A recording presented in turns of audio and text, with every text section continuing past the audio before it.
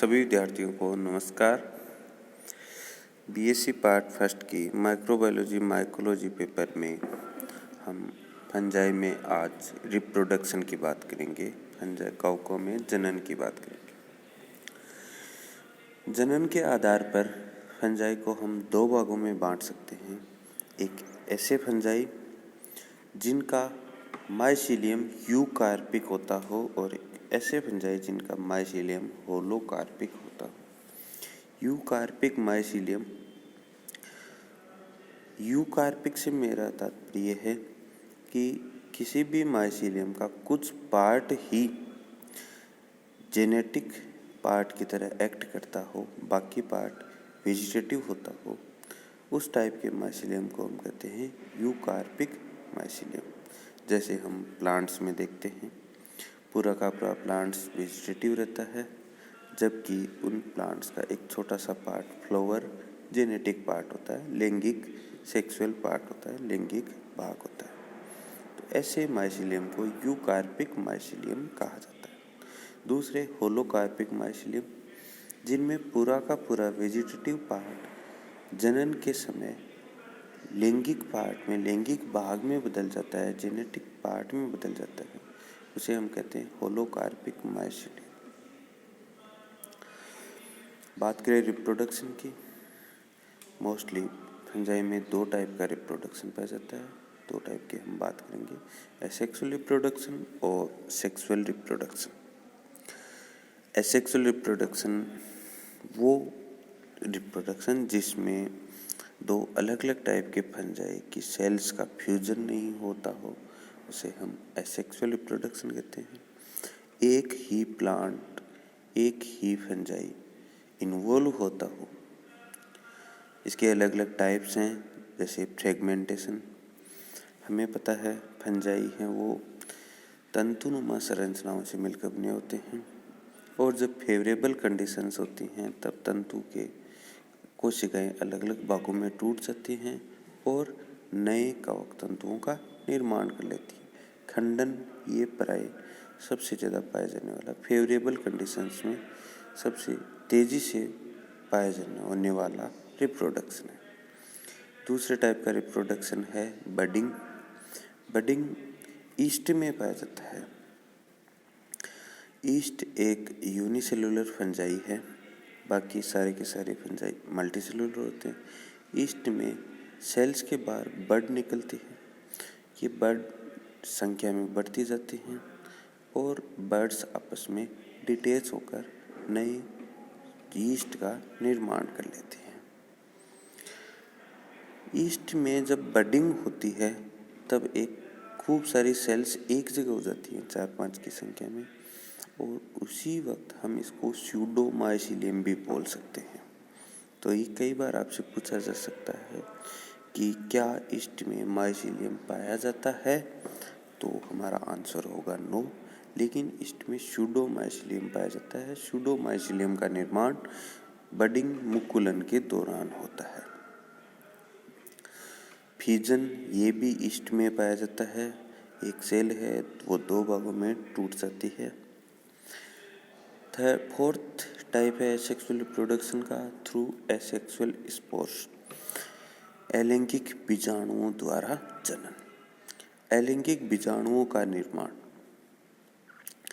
अलैंगिक संरचनाओं के अंदर या बाहर होता है।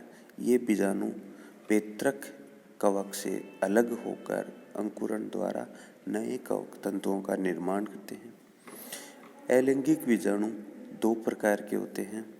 एक को हम कहते हैं स्पोरेंजियोस्पोर और दूसरे होते हैं कोनिडियोस्पोर। स्पोरेंजियोस्पोर और कोनिडियोस्पोर को याद रखने का ये तरीका है कि स्पोरेंजियोस्पोर स्पोरेंजियम के अंदर बनते हैं, एक थैलेनुमा संरचना में बनते हैं, और उस थैलेनुमा संरचना को स्पोरेंजिया कहा जाता है, बीजाणु दानी कहा जाता है। ये बीजाणु दानी कवक कुछ विशेष कवक तंतुओं के ऊपर लगी रहती है, जिन्हें बीजाणु दानेदार स्पोरेंजियोफोर कहा जाता है। तो कवक जाल के कुछ विशेष कवक तंतुओं की सिरों पर कुछ कोशिकाएं आकार में वृद्धि कर लेती हैं, जिन्हें बीजाणुदानी स्पोरेंजियम कहते हैं। और इन स्पोरेंजियम के अंदर माइटोसिस या मियोसिस द्वारा एंडोजीनसली खूब सारे एसेक्सुअल स्पोर्स बनते हैं।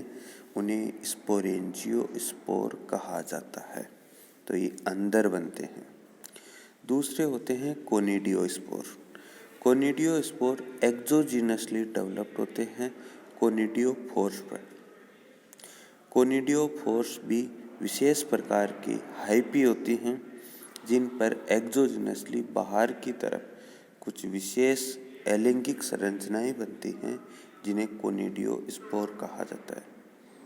कोनिडियोस्पोर्स कोनिडियोफोर्स कोनिडियम धर के ऊपर बनते हैं। ये कोनिडियम दर फ्री हो सकते हैं। कवक जाल के कुछ फ्री मुक्त कवक तंतु हो सकते हैं या सिंपल और ब्रांच्ड हो सकते हैं। बेसिडियोमाइसीटीज में हम ब्रांच्ड कोनिडियोफोर्स देख सकते हैं। फ्री होने के अलावा ये फ्रूटिंग बॉडीज में भी पाए जा सकते हैं, जैसे ये तस्तरीनुमा संरचनाएं जिन्हें एसेरुली कहा जाता है, उनमें भी हो सकते हैं। और फ्लास्क नुमा संरचनाएं जिन्हें पिक्निडिया कहा जाता है, उनमें भी पाए जा सकते हैं। तो एसेरुली और पिक्निडिया फ्रूटिंग बॉडीज के टाइप है। फ्रूटिंग बॉडीज से मेरा तात्पर्य है प्रतिकूल परिस्थितियों में कवक जाल है वो कुछ विशिष्ट कॉम्पैक्ट संरचनाओं का निर्माण कर लेते हैं। कॉम्पैक्ट संरचनाओं में जो ओस्टियोल है, उस ओस्टियोल के आकार के आधार पर अलग अलग टाइप की फ्रूटिंग बॉडीज बनती हैं। जैसे अगर तस्तरीनुमा संरचना है तो उस टाइप की फ्रूटिंग बॉडी को हम कहते हैं एसेरुली, और फ्लास्कनुमा संरचना है तो उस टाइप की फ्रूटिंग बॉडी को हम कहते हैं पिक्निडिया। तो इन एसेरुली और पिक्निडिया के अंदर जो विशेष कवक तंतु होते हैं, जिन्हें कोनिडियोफोर कहा जाता है, उन पर एक्सोजीनसली सीक्वेंस में कुछ अलैंगिक संरचनाओं का निर्माण होता है, जो आगे चलकर अंकुरण द्वारा नए कवक तंतुओं का निर्माण करते हैं, नए कवक जाल का निर्माण करते हैं। उन विशेष अलैंगिक संरचनाओं को कहा जाता है कोनिडियोस्पोर।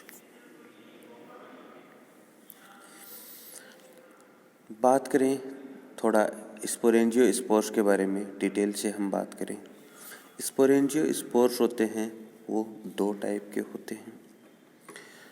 एक ऐसे स्पोरेंजियोस्पोर्स होते हैं जो मोटाइल होते हैं, और दूसरे टाइप के स्पोरेंजियोस्पोर्स नॉन मोटाइल होते हैं। जो मोटाइल स्पोरेंजियोस्पोर्स होते हैं उन्हें कहा जाता है प्लानोस्पोर्स या जूस्पोर्स, चल बीजाणु। प्लानोस्पोर्स या जूस्पोर्स लोअर फंजाई में पाए जाते हैं, और लोअर में भी ये फाइकोमाइसीटीज की केवल ऊमाइसीटीज क्लास में ही मिलते हैं। स्पोरेंजियोस्पोर्स प्राय फाइकोमाइसीटीज या फाइकोमाइकोटिना में ही पाए जाते हैं। फाइकोमाइकोटिना को आगे अलग अलग साइंटिस्ट ने दो पार्ट्स में डिवाइड किया, एक ऊमाइसीटीज और एक जाइगोमाइसीटीज। ऊमाइसीटीज में जो एसेक्सुअल स्पोर्स बनते हैं उन्हें हम जूस्पोर्स या प्लानोस्पोर्स कहते हैं, क्योंकि ये मोटाइल होते हैं। ओबियसली आपको पता है मोटिलिटी इनमें पाए जाने वाली फ्लैजिला के कारण होती है। अगर एक फ्लैजिला है तो ऐसे स्पोर्स को हम यूनिफ्लैजिलेट कहते हैं, और अगर दो फ्लैजिला है तो ऐसे स्पोर्स को हम बाईफ्लैजिलेट कहा जाता है। फ्लैजिला का निर्माण स्पोरेंजियोस्पोर्स के अंदर पाए जाने वाले एक बिंदु से होता है, जिसे ब्लीफेरोप्लास्ट कहा जाता है। जूस्पोर्स या प्लानोस्पोर्स जिन स्पोरेंजियम के अंदर डेवलप होते हैं उन्हें जूस्पोरेंजियम कहा जाता है। ये प्राय सेल वॉल लेस होते हैं। इनमें कोशिका भित्ति का अभाव होता है। पादपों में जहाँ भी कोशिका भित्ति का अभाव होता है उन कोशिकाओं को नेक्ट कोशिकाएं कहा जाता है।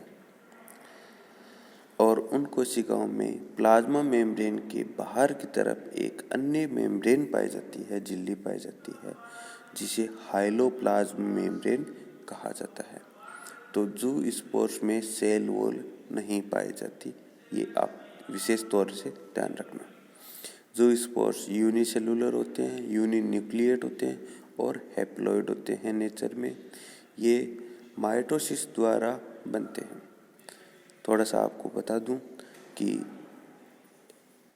जो फंजाई होते हैं उनमें मेन प्लांट बॉडी होती है वो हैप्लॉइड होती है, गेमेटोफाइटिक होती है। इनमें माइटोसिस द्वारा हैप्लॉइड स्पोर्स बनते हैं और ये हैप्लॉइड स्पोर्स जर्मिनेशन द्वारा ये हैप्लॉइड स्पोर्स जर्मिनेशन द्वारा नई प्लांट बॉडी बनाते हैं, नई फंगल बॉडी बनाते हैं। ये स्पोरेंजियोस्पोर्स या जूस्पोर्स 3 स्टेप में अपना जीवन चक्र पूर्ण करते हैं: मोटिलिटी, एनसिसमेंट और जर्मिनेशन। डेवलप होने के बाद में स्पोरेंजियम से रिलीज होते ये चलेंगे, अपने ऊपर पुट्टी का निर्माण करेंगे, कवर करेंगे और उसके बाद में जर्मिनेशन से नया बनाएंगे। दूसरे टाइप के स्पोरेंजियोस्पोर्स जो नॉन मोटाइल होते हैं उन्हें कहा जाता है एप्लानोस्पोर्स। ये नॉन मोटाइल क्यों होते हैं? क्योंकि इनमें फ्लैजिला का अभाव होता है। ये सेल वॉल होते हैं, कोशिका भित्ति पाई जाती है। जाइगोमाइकोटिना या जाइगोमास्टिस के सदस्यों में ये बनते हैं और जर्म ट्यूब द्वारा, अंकुरण नलिका द्वारा जर्मिनेशन करके नए फंगल बॉडी बनाते हैं। तो 2 टाइप के स्पोरेंजियोस्पोर्स, जूस्पोर्स या प्लानो और एप्लानोस्पोर्स। दूसरे टाइप के एसेक्सुअल स्पोर्स जो अभी थोड़ी देर पहले हमने बात की थी, कोनिडियोस्पोर्स या कोनिडिया। कोनिडियोस्पोर्स एक्सोजीनसली बनते हैं, हमें पता है कोनिडियोफोर्स पर। कोनिडियोफोर्स फ्री हो सकते हैं या फ्रूटिंग बॉडीज में हो सकते हैं। कोनिडियोफोर्स सिंपल भी हो सकते हैं या ब्रांच्ड भी हो सकते हैं। ब्रांच्ड कोनिडियोफोर्स आपको बेसिडियोमास्टिस के सदस्यों में मिल जाएंगे। कोनिडिया या कोनिडियोस्पोर्स को अलग अलग टाइप से हम बांटते हैं। इन्हीं में जैसे टाइप है थैलोस्पोर। थैलोस्पोर फाल्स कोनिडिया को कहा जाता है। ऐसे कोनिडियोस्पोर्स जिनका निर्माण कोनिडियोफोर पर नहीं होता है उन्हें हम थैलोस्पोर कहते हैं। थैलोस्पोर्स हाइफी के मॉडिफिकेशन से बनते हैं। थैलोस्पोर्स 2 टाइप के होते हैं, एक होते हैं ओइडिया और दूसरे होते हैं क्लेमाइडोस्पोर्स। जो थिन वाल्ड थैलोस्पोर्स होते हैं उन्हें ओइडिया कहा जाता है और जो थिक वाल्ड रेस्टिंग थैलोस्पोर होते हैं उन्हें क्लेमाइडोस्पोर्स कहा जाता है। क्लेमाइडो वर्ड जहाँ आता है वहाँ आपको ध्यान रखना है थिक वॉल्ड रेस्टिंग स्टेज की बात हो रही है। ये ट्रू कोनिडियोस्पोर्स नहीं है क्योंकि इनका निर्माण कोनिडियोफोर पर ना होकर हाइफी के मॉडिफिकेशन से होता है। दूसरे टाइप के कोनिडियोस्पोर्स हैं ब्लास्टोस्पोर्स, जिन्हें ट्रू कोनिडियोस्पोर्स कह सकते हैं क्योंकि इनका निर्माण कोनिडियोफोर्स पर एक्सोजीनसली होता है। तो ये एसेक्सुअल स्पोर्स के बारे में आज हमने बात की। अगली कक्षाओं में हम फंजाई में एसेक्सुअल रिप्रोडक्शन के बारे में पढ़ेंगे। Thank you.